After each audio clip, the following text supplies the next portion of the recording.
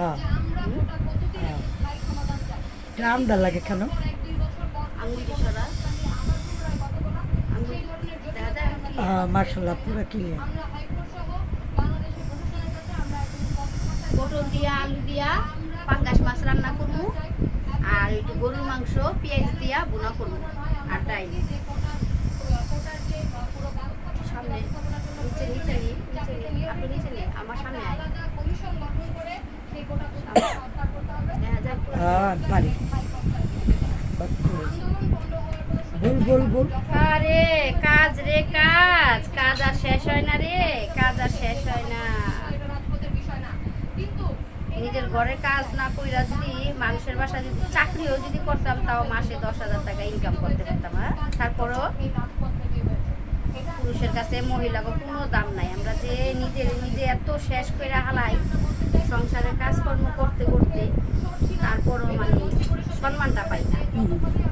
স্ত্রীর যে একটা সম্মান, একটা ইজ্জত, যে আমরা যে কতই করি হিসাবে আমাকে পুরস্কার দেওয়া দরকার, যে আমরা যে এত দায়িত্ব পালন করি, আমরা হলো পুরস্কারের প্রাপ্ত, কিন্তু আমরা সেই সম্মানটা পাই না।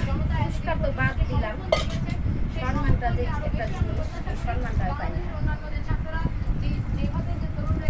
প্রায় অনেক নারীরাই আছে সংসারের লেগা নিজে বিলীন করে দেয়, কিন্তু বিনিময়ে কিছুই পায় না।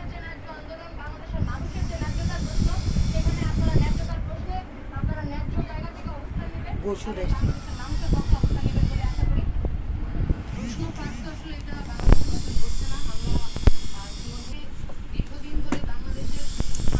আসসালামু আলাইকুম, কেমন আছেন আমার আপুরা, আমার ভাইয়ারা? আশা করি ভালোই আছেন। আলহামদুলিল্লাহ আমিও ভালো আছি আপনাদের দোয়ায়। তো আজকে আমি যা রান্না করব তা আপনাদের সাথে শেয়ার করে নিচ্ছি। তো আজকে আমি পাঙ্গাস মাছ, পটল আর আলু দিয়ে রান্না করব।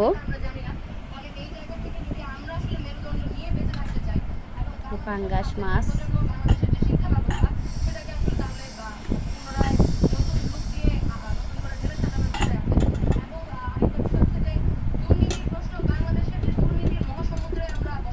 মাছ, পাঙ্গাস মাছ পটল আর আলু দিয়ে রান্না করব। এখানে পটল কেটে রেখেছি, পটল আর আলু দিয়ে রান্না করব। আর এই যে এখানে গরুর মাংস ছোটানো হয়ে গেছে, ভিজিয়ে রেখেছিলাম, ওইটা এখন কাটবো আর কি। আর এখানে আছে এই যে পেঁয়াজ কুচি, কাঁচামরিচ কুচি, এগুলো আমি একসাথে মাখিয়ে তারপরে রান্না করব।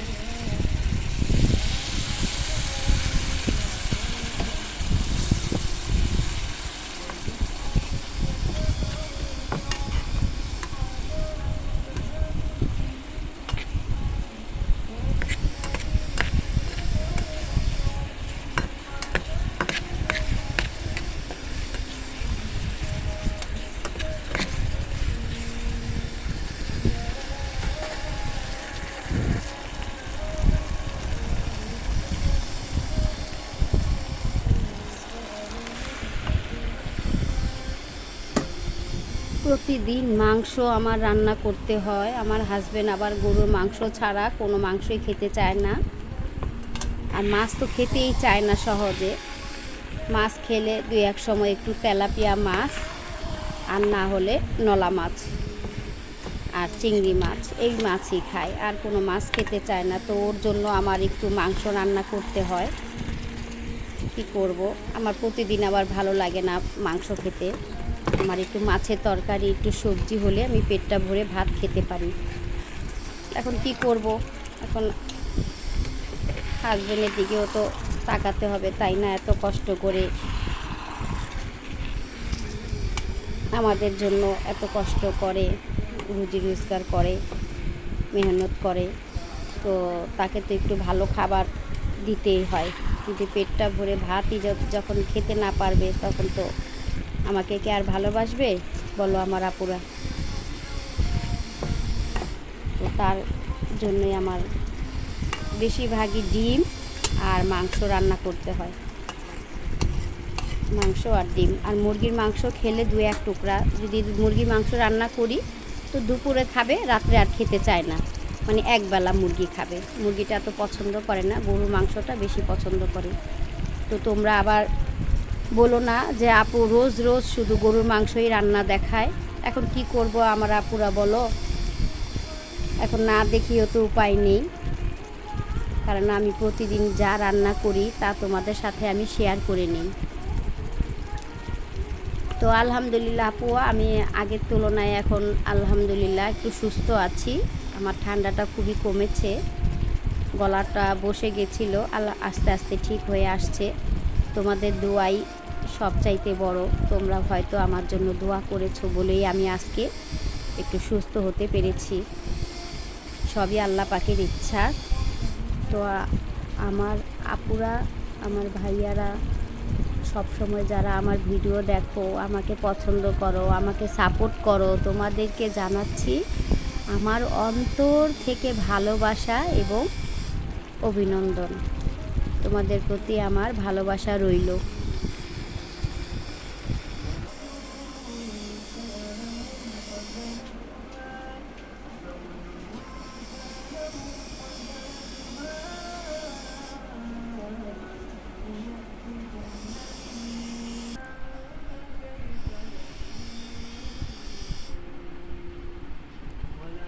বাবুই পাখিরে ডাকি বলেছি চড়াই, কুড়ে ঘর থেকে করো শিল্পীর বড়াই।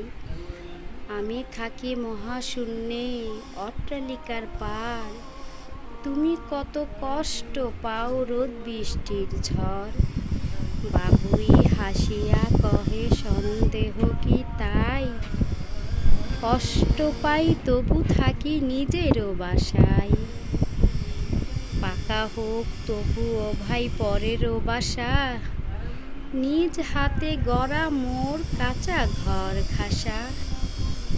আলহামদুলিল্লাহ নিজের ঘরে আছি, যাই থাকুক তাতে আল্লাহর কাছে সবসময় শুকরিয়া আদায় করি যে নিজের একটু স্থানে তো আছি। মরে গেলে তো সবই থাকবে পড়ে, কিছুই আমার সাথে যাবে না, তাহলে আমি কি নিয়ে বড়াই করব বলো? আল্লাহ পাক যাকে যেখানে রাখে সব সময় শুকরিয়া আদায় করতে হয়, তাই না আমার আপুরা, আমার ভাইয়ারা? ঠিক বলেছি? এটাই সত্য, এটাই বাস্তব। তো আমার রান্নাটা প্রায় হয়ে আসছে।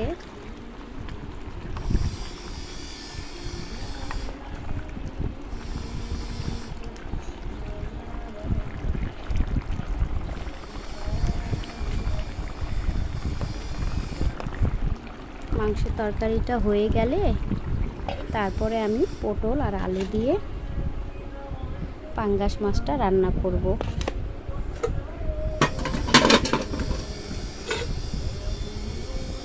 লবণ দিয়ে রেখেছি। মাংস তরকারিটা হয়ে গেলে তারপরে মাছের তরকারিটা রান্না করব। আজকে আমার এই রেসিপি। আর একটু ওই কাঁচা পেঁয়াজ আছে, ধনেপাতা, কাঁচা পেঁয়াজ আর সর্ষের তেল দিয়ে, আর এই যে একটু শুকনো মরিচের গুঁড়ো দিয়ে হাতে ডলে একটু ভর্তা করব। আমার হাজব্যান্ড আবার এই ভর্তাটা খুবই পছন্দ করে। তো ওর দিকেও তো আমার একটু খেয়াল রাখতে হবে, তাই না? আমার কি বলবো তোমাদের কাছে আমার আপুরা, আমার জীবনটা হঠাৎ সুখে কাটে, হঠাৎ দুঃখে কাটে। তো বাস্তব নিয়েই আমাদেরকে বেঁচে থাকতে হয়। সংসার জীবনটা হলো একটা যুদ্ধের মাঠের মতো, মানে যুদ্ধ করতে গেলে মাঠে যেমন বিজয় হয়ে ফিরে আসতে হয়, কেউ হেরে যায়, কেউ জিতে যায়, তো সংসারটাও তেমনই, ঠিক তাই না? সংসার জীবনে দুঃখ কষ্ট থাকবেই, সেই দুঃখ কষ্ট পেরিয়েই আমাদেরকে সাকসেস হয়ে ফিরতে হবে। তাই ঠিক বলেছি না?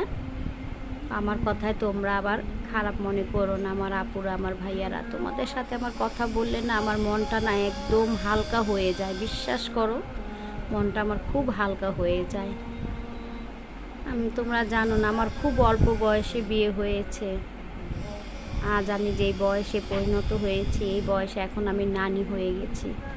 কিন্তু অথচ আমার এই বয়সে আমার বান্ধবীরা, তাদের বাচ্চারা এখনও ছোট ছোট, আর আমার কত তাড়াতাড়ি বিয়ে হয়ে গেল, সন্তানের মা হলাম, তারপর মেয়েদেরকে বিয়ে দিলাম, শাশুড়ি হলাম, এখন আবার নানি হয়েছি। তো আলহামদুলিল্লাহ সব কিছুতেই আমি সন্তুষ্ট। এখন আমার দুনিয়াতে আর বেশি দিন বেঁচে থাকার ইচ্ছা নাই। আল্লাহ যত তাড়াতাড়ি পারেন আমাকে নিয়ে গেলে আমি আলহামদুলিল্লাহ, আমি খুব খুশি। কিন্তু মরবো যে আমলটা যেন হাতে নিয়ে আর কলেমা যাতে মুখে নিয়ে যাতে মরতে পারি, আমি যেন আল্লাহর কাছে মাথা নিচু তো আছি, আমি যেন আল্লাহর কাছে ভালোভাবে যেন ফিরতে পারি।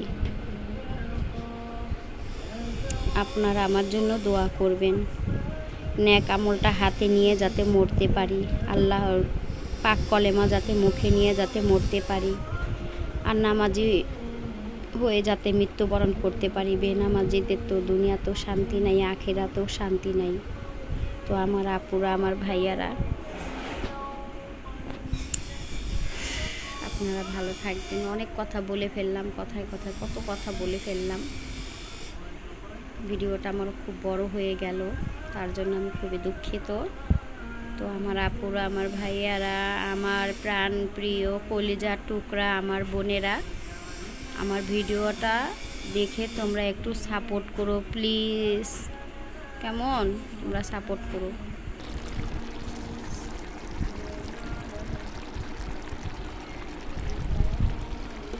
মাংস তরকারি আমার হয়ে গেছে, জিরে আর গরম মশলা দিয়ে আমি এখন নামিয়ে ফেলবো।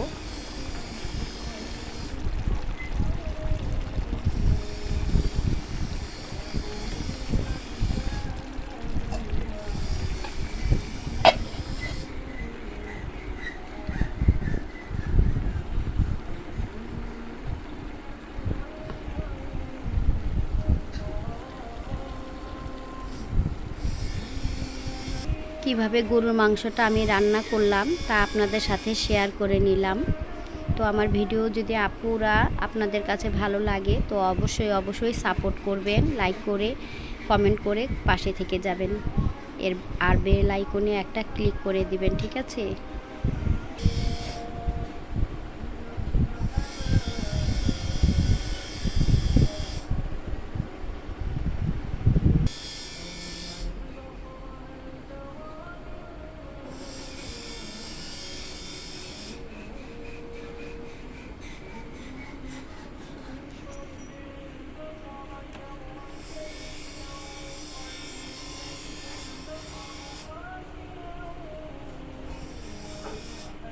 এক টুকরা মাংস দিলাম ওদেরকে খাওয়ার জন্য, দেখেন।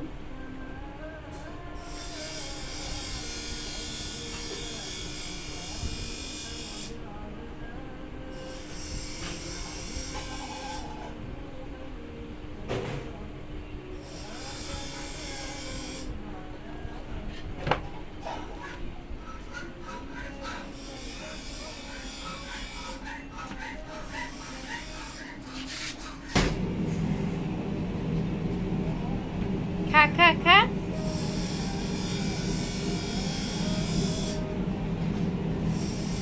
ছোট বাচ্চা না, খাইতে পারতাছে না।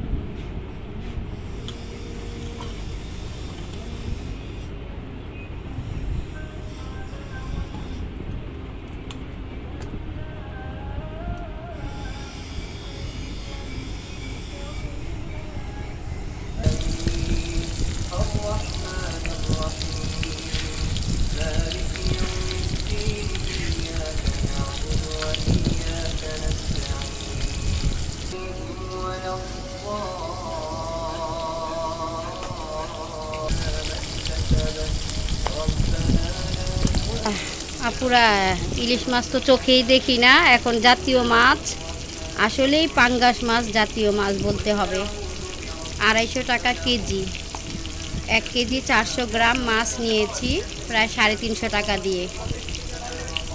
আর ইলিশ মাছের এত দাম, 3000 4000 টাকা করে হালি। ইলিশ মাছে হাতই দেওয়া যায় না। তো এখন আমাদের আসলে বাঙালিদের এখন প্রিয় মাছ হয়েছে পাঙ্গাস মাছ, তাই না?